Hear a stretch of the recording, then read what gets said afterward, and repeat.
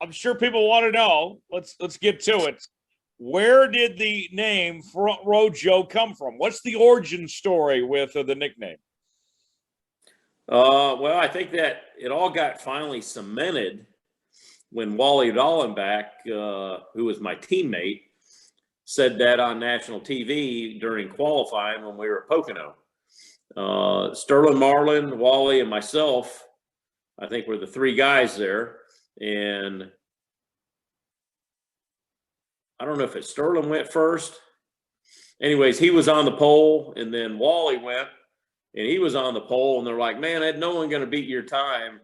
And he goes, yes, they will. Old Front Row Joe's fixing to beat my time. He'll be on the pole.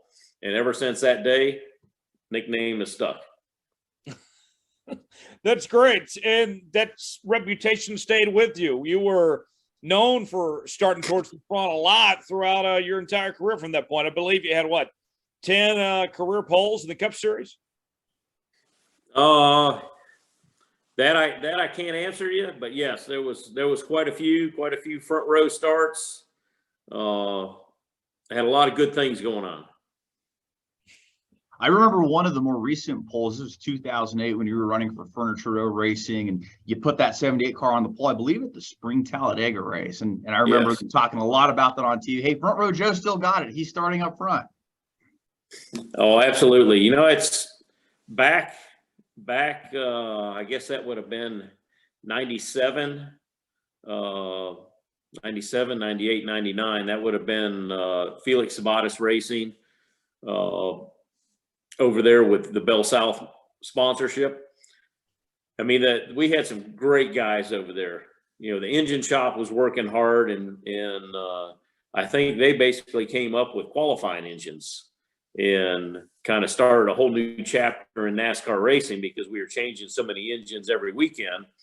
But the first pole was at California Speedway. And that was the first time we ran a qualifying engine, and we sat on the pole, and it started from there. So how different was it preparing for qualifying as opposed to preparing for races, of whether it was running one engine compared to another here? How did that differ between the two? Well, I think the biggest thing, you know, we had a practice engine that we'd go out and practice for qualifying and trying to get the car set up to go fast for a couple laps. And as soon as that practice was over, we were sticking a qualifying motor in. And those engines were only made to go, 20 miles or 25 miles. It was not a long time before they blow up. So they were getting every ounce of energy they could out of those engines. And by doing that, it gave us an advantage over all the other competitors. So the next thing you know, all the competitors were having to do that too to keep up. And that was a different time too, because nowadays NASCAR is cutting back so much of trying to reduce cost and trying to downsize a bit on those things.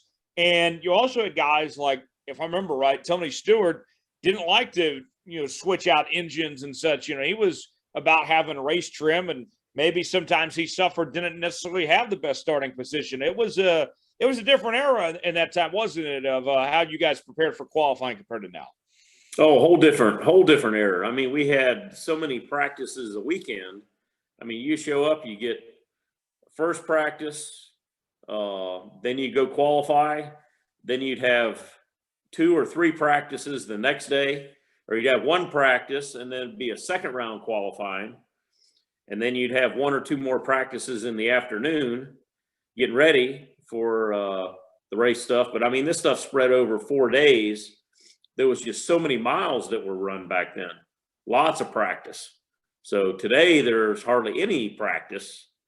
It's basically you get a few laps on the racetrack, go qualify. And that was a big difference back then. Well, and then, during the, heart of the pandemic, there was no practice in qualifying at all.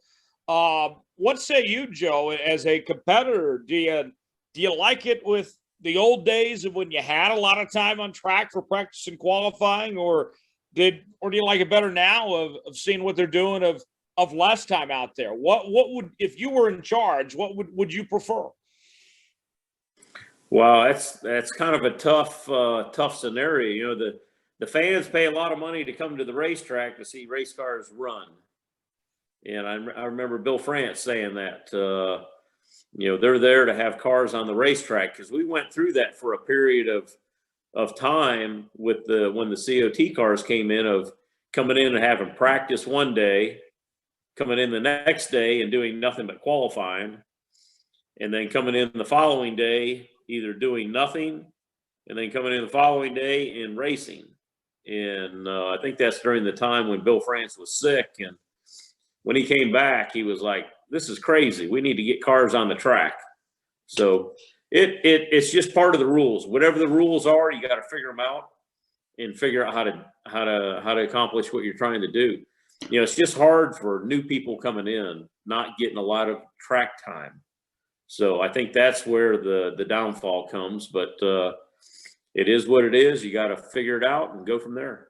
Well, talking about the rules and kind of maybe backtracking a little bit, and Tyler brought up a great point.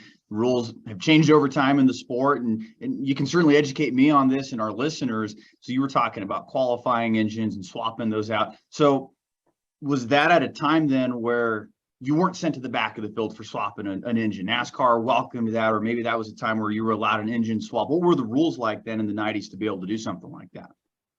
There basically wasn't any rules on that. You know, whatever motor you qualified with, after qualifying, if you were on the pole, you'd have to take that engine over to NASCAR, and at the end of the weekend, they would tear it down. Same thing with the race winning engine. So the practice engines, they didn't care. It's, you know, when that weekend was over, they were tearing those engines down to make sure they were legal. And I mean, we would change 4 or 5 engines a weekend.